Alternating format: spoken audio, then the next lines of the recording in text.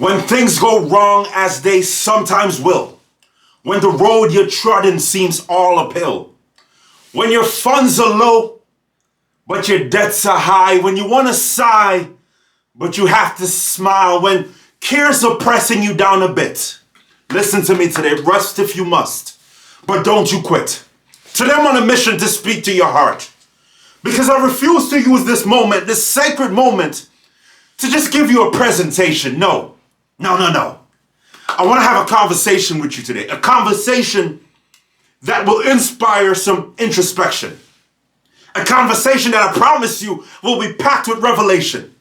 A conversation that will be built on a foundation of truth that will ultimately fuel your transformation. I want to help you today to re-engage and to reject the urge to throw in the towel. I mean, even after the year you've had, the challenges and changes you've had to endure, the fears you've had to overcome, the stress that has affected your sleep, the burnout that you can't seem to beat, the overwhelm from others, the anger caused by your anxiety, the things that nobody knows, the highs and the lows, the rejection, the frustration, and even the depression. Today I want to address it all. I want to speak to the fighter and the giant inside of you.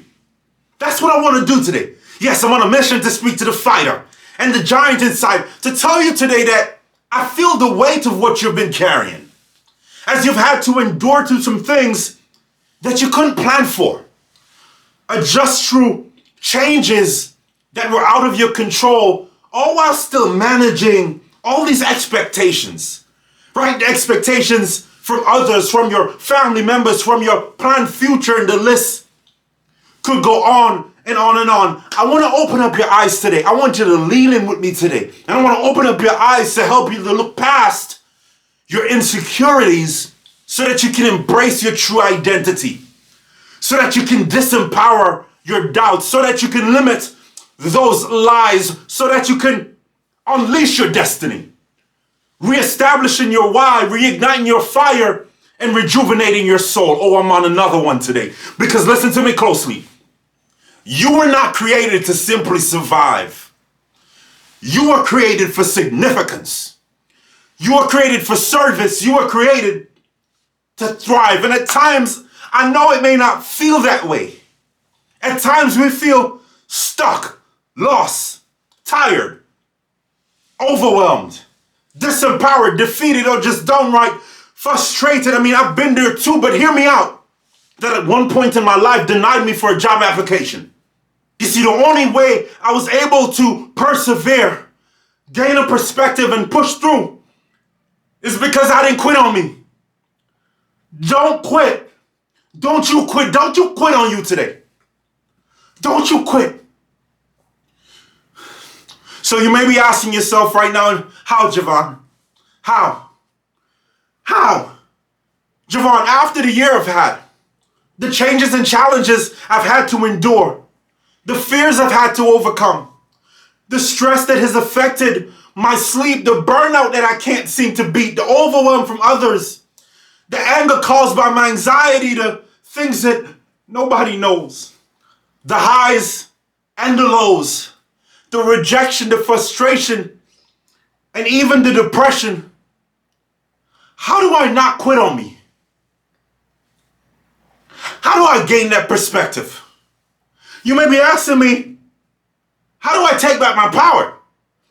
How do I turn my obstacle into an opportunity? How do I turn my tears into triumph? How do I use my problems for more purpose? Oh, I got you. I'm so happy you asked. Because you're asking right now, how do I do it, Jovan? Where do I start? You start simply by addressing the thing that we sometimes diminish. The thing that we put on the back burner, the thing that we don't realize sometimes. We diminish this thing. You start with your value. You start with reclaiming and realizing what your true value is. Hear me closely. When we go through things, we tend to associate who we are with what we're going through. Follow me. When most of us fail at some things, we feel like we're failures. We consider ourselves failures. Or when we make mistakes, we fall into this trap of believing that we are a mistake. Or when we disappoint others, we feel as though our life is a disappointment. And we've developed this belief that our value is only determined by how well life is going. So if you're passing that class, you're valuable. If that relationship worked, then you're valuable. So our security is only as secure as our surroundings. Or let me say it a different way. We allow our circumstances to determine our stance. But today will be the day that I give you a perspective to help you to become more bold in your stance so that you are not controlled by your circumstance. So that you don't devalue you because of disappointment. So that you can finally become inspired, not just motivated. You see, motivation is cool. It will get you going. But inspiration is this intrinsic fire that radiates so deeply that it keeps you glowing, going, and growing. Inspiration starts with I, because the epitome of your fulfillment, your dreams, your vision, your goals is identity. It's who you are. It's what you value. It's how you value yourself. It's what you believe about you. It's what you say about you. It's your unwavering commitment to say, come hell or high water. You will never quit on you. So let's go today. Let's get into it as I turn the corner here. But I want to ask you some questions, some simple but significant questions. Who are you? Who are you? I'm talking about identity today. Identity is the epitome of perspective. Identity is the epitome of perspective. It's the only thing that outlasts the test of time.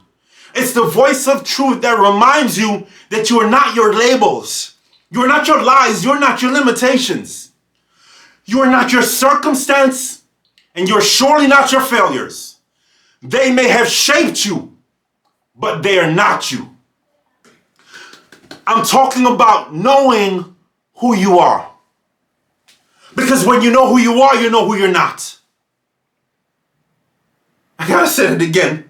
They say when it's nice, you say it twice. When you know who you are, you know who you're not. Or when you have identity, you don't need validation. Or let me remix it, bring it back again. When you're bold in your stance, you will not be controlled by your circumstance. I want to just speak truth. I want to speak life into you today. Because regardless of how you say it, the truth is the truth. I'm so adamant about helping you to embrace the power of who you are. Because trust me, you will never in this life attain anything greater than how you view yourself. Your outer world is really just a reflection of your inner self. And you may be hearing that from me today, but the truth of the matter is, I learned that lesson from my 9-year-old daughter. Yeah, you heard me. I learned a life lesson from a 9-year-old. I'm 33, she's 9. I should be teaching her, not the other way around, right? Wrong. Pride, that's pride. And pride always comes before fall. But regardless, listen to my story. So my daughter and I are on the drive one day. And from the backseat, she says the most random thing. She says, Daddy, you need to start playing with the big kids. I said, what? What a random thing to say. You know, I thought she was talking to herself, but then she got louder. She said, Daddy, you need to start playing with the big kids. I said, baby, what are you talking about? She says, Daddy, when you started your business, you were playing with the small kids. And she said that was okay because you were just starting, but Daddy, now it's time to start playing with the big kids. It's time to level up.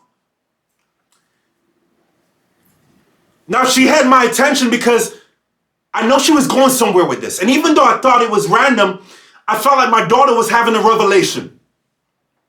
So I said to her, baby, explain. You said, Daddy, you need to start playing with the big kids. Explain to me what you're talking about. This is what my 9-year-old daughter said, y'all.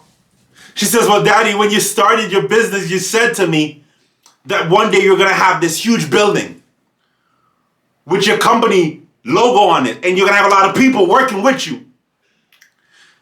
And you're going to have your own office. And she said, Daddy, it's been a year and I still don't see the building. And I kind of laughed at her. I said, baby, our large building and office, team members in a year? I started thinking to myself, my baby just doesn't get it. She's being unrealistic. Side note for you, unrealistic, something was unrealistic until someone did it. So unrealistic to some degree is a self-imposed limitation. Back to my story. So maybe it's not my daughter who doesn't get it. Maybe it's me. She said, Daddy, you need to start playing with the big kids. And then it hit me. Y'all. She was absolutely right. You see, in starting my business, I accomplished some successes within the first year. But to be honest, I was operating on the level that I saw myself. I had faith, but I was still battling fear. I had these periods of confidence, but for the most part, I was doubting. I had a vision, but I was insecure. My business wasn't struggling. I was struggling. Struggling to operate on the level that I should have because I didn't embrace this truth. That I am valuable so I can produce value. Not because of what I've done, but because of who I am. I'm here to relay my daughter's message to you today, guys. That it's time to start playing with the big kids. It's time to start addressing your value. It's time to start walking from value. So I pulled over and I looked my daughter in her eyes and I said, baby, thank you so much for challenging me. She says, Daddy, I'm not done. She said, do you know how I know that you needed to start playing with the big kids? I said, baby, talk to me. She says, because I overheard you talking to your friend once on the phone and you told your friend that your business wasn't doing so well and that things seemed to be falling apart. She said, Daddy, it's time to start playing with the big kids. You can't say that about your business. You can't say that your business is failing. Now, I don't want you to miss this because even at 9, my daughter understands that death and life are in the power of your tongue. That what you confess is what you ultimately possess. That you have to start watching the words that come out of your mouth because your ears are listening. Some of us talk to ourselves so negatively. We call ourselves all kinds of names. I'm a fool, I'm stupid, all these names we call ourselves. But I want you to understand today that the words that come out of your mouth set the environment for what you will become. So today, as I wrap up this first part of the deal, I want to give you 4 practical but profound and powerful tips to help you shift your perspective, regain your confidence, and take back your power. You ready for it? Because I'm ready. Number 1, watch your self-talk. I know that we go through a lot, and those things will attempt to redefine you, but hear me closely. You are not what has happened to you, but you will create your reality when you regurgitate your regrets. Let me say it again. You are not what has happened to you, but you will create a reality when you regurgitate your regrets. We don't realize the prison that our words can create. Our words can empower our history, kill our destiny, and limit our legacy. I know how you feel about you by what you say about you. So today I want to encourage you, if you want to get that extra oomph, that inspiration to finish strong, watch your words. Number 2, revise your relationships. There's an old African proverb that says if you want to go quickly, go alone, but if you want to go far, go together. We're not created to do life alone. We need community. We need a community that we can trust, a community that stretches us, a community that inspires us to be everything that we can be. You see, when I laid on the couch sick, my community was the catalyst for my change. Who are your troops? Who's in your corner? And are you intentional about who you're connected to? Because there are 2 types of people in this world. People that are going to complement your purpose or people that are going to compete against your purpose. But they'll never do both. You can't put on clean shoes and walk outside in the dirt and the shoes not become dirty. The same way you can't hang around negative people and not become negative. Number 3, you got to create a vision for your life. A vision is your true north. It's where you're going. And your vision needs three things. You need to have clarity, connection, and conviction to your vision. And have a vision that's written down. And your vision should stretch you. If your vision is something that you can achieve in ease, it's not a vision, it's a goal. Do you have a vision for your life? Not just in your head, but on paper, written down, visible. Because without a vision, you will be destroyed by distraction. I gotta say that again. Without a vision, you will be destroyed by distraction. And step number 4, before I close, focus, don't fight. And what I mean by that, in life, we're gonna come up against things that I call giants. Giants are things that challenge our capacity. Giants are the tests that you may have failed at some point that you have to now do a final exam for.